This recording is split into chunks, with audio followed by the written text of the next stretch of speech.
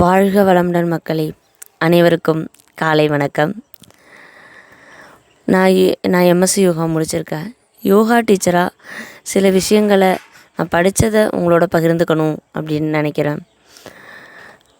அதாவது வாழ்வின் சிக்கல்கள். வேதாத்ரி மகர்ஷி யோகாவில் எங்கள் குரு அவங்க ஒரு கவிதையை தான் இப்போ உங்களுக்கு சொல்ல போகிறேன். வாழ்வின் சிக்கல்கள் வெள்ளம் போல் வந்தாலும் அறிவெனும் தோணியில் ஏறி அவ்வெள்ளத்தில் மிதக்க வேண்டும், முழுகிவிடக்கூடாது அப்படின்னு எங்கள் குரு அவங்க கவிதையில் சொல்லியிருக்கிறாங்க.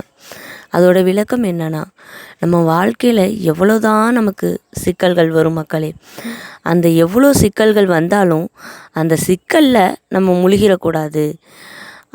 அந்த சிக்கல்லேருந்து வரத்துக்கான வழிகளை தான் நம்ம கற்றுக்கணும் அப்படின்னு என்னுடைய குரு அவங்க சொல்லுவாங்க. அதாவது எவ்வளோ சிக்கல்கள் வந்தாலும் நிறைய பேர் என்ன பண்ணுறாங்க, அந்த சிக்கல்கள்லேயே முழுகிடுறாங்க, கவலைப்படுறாங்க. அதாவது கவலைப்படுறதுனால என்ன நடக்கும்னா, உடலில் அவ்வளோ நம்மளுடைய இம்யூனிட்டி பவர் வேஸ்ட்டாக செலவாகுது. இதனாலேயே நம்ம உடலில் நோய் வந்துடும். உடலில் நோய் வந்தது மனசில் கவலை வந்துட்டனாலே உடலில் நோய் வந்துடும். அப்புறம் எந்த பிரச்சனையுமே நம்மளால் சமாளிக்க முடியாது மக்களே. ஸோ நம்ம பிரச்சனையை சமாளிக்கணும்னா எவ்வளோ சிக்கல்கள் வந்தாலும் நம்ம உடலையும் மனதையும் பலமாக வச்சுக்கணும். அந்த சிக்கல்களுக்கான பிரச்சனையை நோக்கி பயணிக்காமல் பிரச்சனைக்கான சொல்யூஷனை நோக்கி பயணித்தா வாழ்க்கையில் ஜெயிச்சிடலாம் அப்படின்னு வேதாத்ரி மகர்ஷி அவங்க சொல்லியிருப்பாங்க. இதுக்கு அவங்க என்ன கொடுத்துருக்காங்க அப்படின்னா, ஒரு மனிதன் உடலை நல்லா வச்சுக்கிறதுக்காண்டி உடல் பயிற்சி கொடுத்துருக்காங்க. உடலில் ரத்த ஓட்டம், வெப்ப ஓட்டம், காற்று ஓட்டம் சீராக ஓடி உடல் நல்லா இருக்கிறதுக்காண்டி உடல் பயிற்சி கொடுத்துருக்காங்க. நம்மளுடைய மனசு நல்லா இருக்கிறதுக்காண்டி வேதாத்ரி மகர்ஷி யோகாவில் தியான பயிற்சி கொடுத்துருக்காங்க.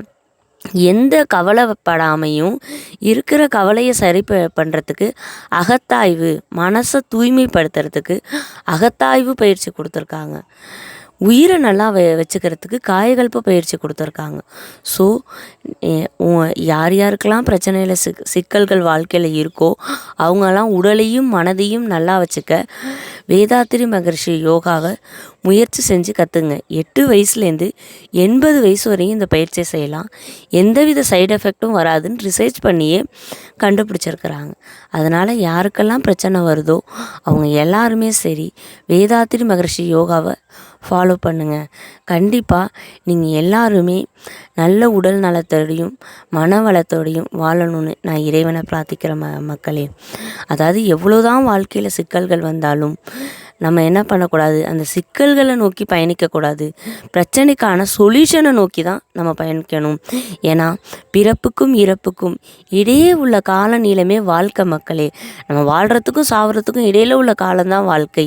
ஸோ அந்த வாழ்க்கையை நம்ம எப்படி வாழணும்னா, மகிழ்ச்சியாக வாழணும், சந்தோஷமாக வாழணும், மற்றவங்களுக்கு உதவியாக வாழணும், வாழ்கிற வரை நிறைய நல்ல செயல்களை செய்யணும் அப்படின்னு மகர்ஷி யோகாவில் சொல்லியிருப்பாங்க.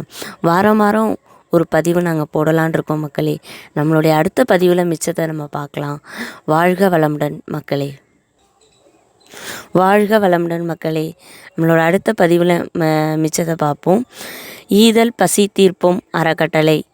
மன மகிழ்ச்சியோடு அனைவரும் வாழ்வோம் மக்களே.